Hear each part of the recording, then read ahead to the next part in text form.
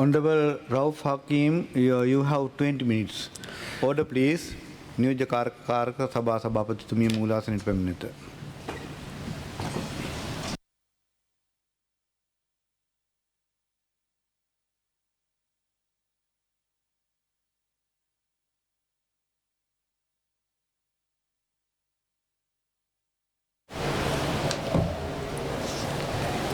කරු මන්ත්‍රීතුමා කතා කරන්න.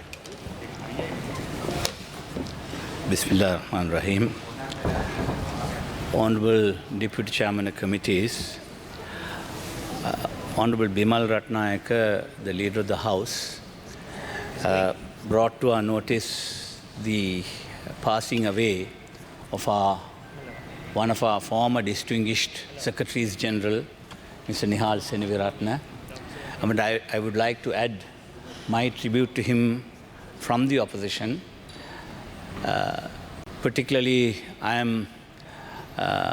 I was fortunate to have been in the same position you are holding, the Deputy Chairman of Committee's position, when I entered Parliament way back in 1994. When I came to this House as a fresher and was expected to preside over the House, Mr. Nihal Seneviratne's presence was a great strength to me as a then Secretary General of Parliament. Everybody knows in the long line of several Secretaries General, Mr. Nihal Seneviratne did a yeoman service and was one of the finest gentlemen who served this House. And I had many interesting engagements with him, particularly when he rises from the official's chair to advise the chair on many matters. He had occasionally, several times, shared interesting anecdotes with me about happenings in the House in the past and what would happen in the future. And he was a very fine gentleman, and he remained a very loyal royalist as well, as we all were from the same school but different generations. All royalists will remember that he served colleges, every event with dedication as a dedicated member of our Royal College Union. He was seen in every important matches, be it the Bradby Shield or the Royal Thomaian match. So therefore, I would like to pay my tribute to this fine gentleman who served this assembly for many long years. I would also like to convey my condolences to his family, particularly his son, Satyajit, who was my contemporary in Royal College as well. Having said that, may I also, I am quite conscious that as the opening speaker on this important amendment to the Colombo Port City Economic Commission Act, I'm expected to properly dissect the provisions that are expected to be debated today. But before I come to that, I would like to digress for a moment about the recent cyclone disaster, Ditwa cyclone disaster, and in the aftermath, we found several neighboring countries, India, Pakistan, several others sent their rapid deployment forces to this country to assist us. In that lot, I must remember with gratitude the service of the search and rescue mission from the United Arab Emirates, because we had the opportunity of watching how what a expert and efficient service they rendered to the people of Sri Lanka. I had this privilege of seeing them work in areas such as Deltota. Deltota and Galaha area was totally cut off from the rest of the country because of severe, massive landslides everywhere. So we were unable to reach Deltota for almost a week. And this mission, who came there, assisted us in the search and rescue mission with such efficiency. And we also remember Mr. Munir Sadiq, a member of the Pradesi Sabha Deltota, representing the Samagi Janabelawege, who coordinated this visit.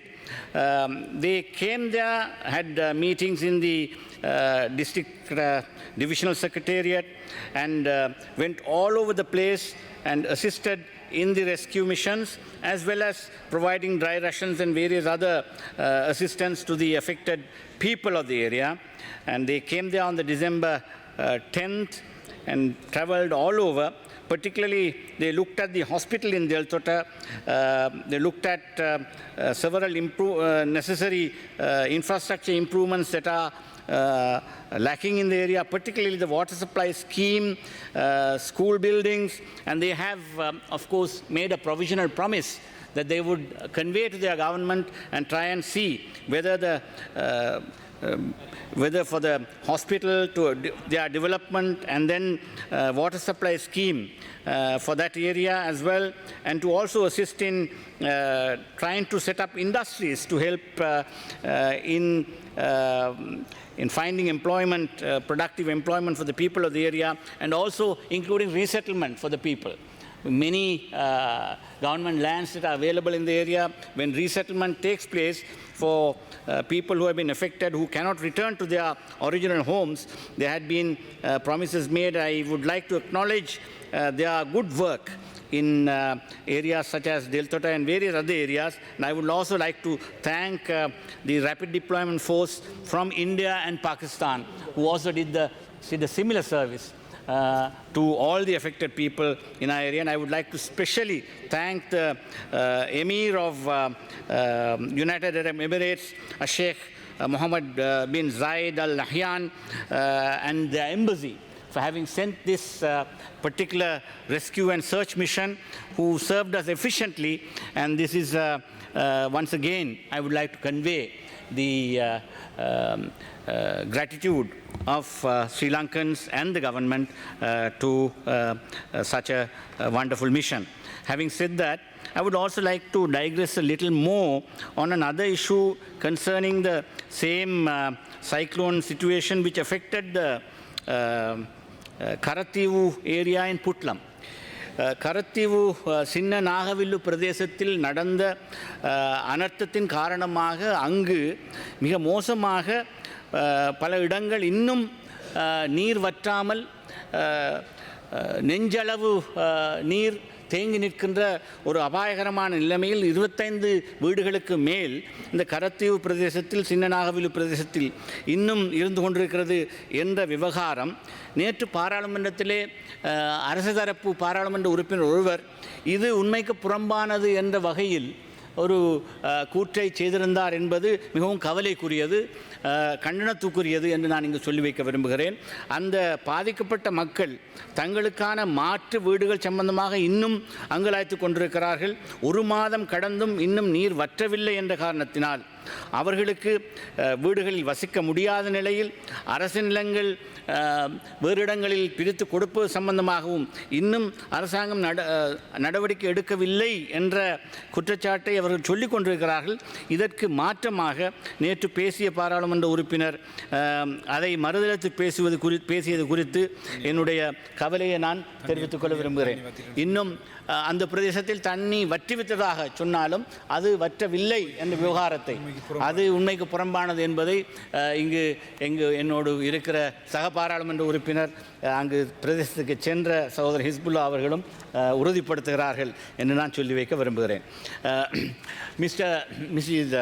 Honorable Deputy Chairman of Committees, may I come to the subject matter that we are discussing today that relates to the amendments to the Port City Economic Commission Act. As a matter of fact, I think we are trying to bring these amendments in order to get away from the situation where we were in a very indeterminate few months where no regulations were enacted, regulations had lapsed, and therefore new regulations had to be enacted. And this situation has created different perceptions among even the investors. Therefore, at least now we have brought some clarity through these amendments. But however, I must point out here, perhaps these are being brought out to please the IMF.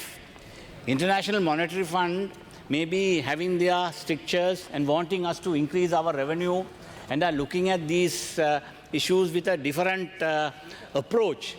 But in negotiating with them, whether we have done justice to the investment climate in this country, particularly a project like the Port City Economic Commission and the Colombo Port City need to have a competitive concessionary framework when you compare with the rest of the world. Now you look at Macau or even Mauritius or many other places, be it Dubai, Singapore, right? When you look at the comparative concessions offered, we seem to be in a position where we may not be able to attract such investments if we go on to reduce the concessions that has already been incorporated previously. Now, all of this have been done to please the IMF. Now, look at here. Now, I have before me a statement that was published in the Ceylon the Daily Mirror by Mr. Arjuna Herath, the chairman of the Board of Investment. He says, IMF acts as biggest impediment in drawing foreign direct investment to Sri Lanka as policies render country unattractive.